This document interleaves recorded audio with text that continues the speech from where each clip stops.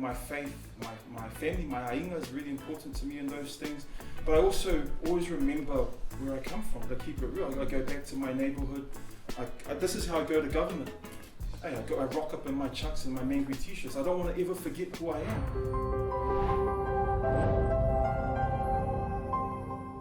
What I'm saying is that there's absolute opportunities to be disruptive in your advocacy.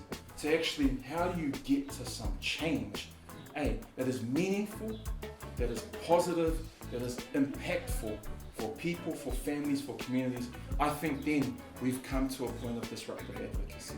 If the issue is around problem debt, and we see that the law talks about this, what's the application that we do to try and bring about change according to where we're coming from and according to our worldview? And I think this is not a perfect model, but this is what lawyers are taught at law school, because we try and look at the issue, find the law, find the application to the issue, and actually think about what's our final conclusion. What are we arguing for as a lawyer?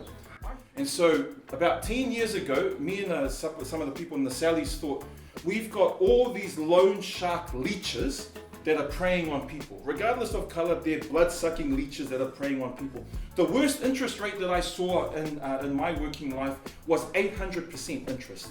We got an interest rate cap last year, which was a massive win, I think, for the community sector. Even though it's 50%, it's still a little bit high.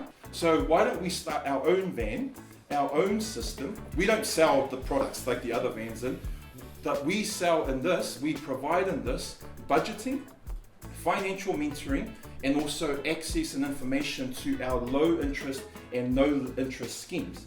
Man, I've been blessed that these vans have helped hundreds and hundreds of families in our communities. I think is wonderful.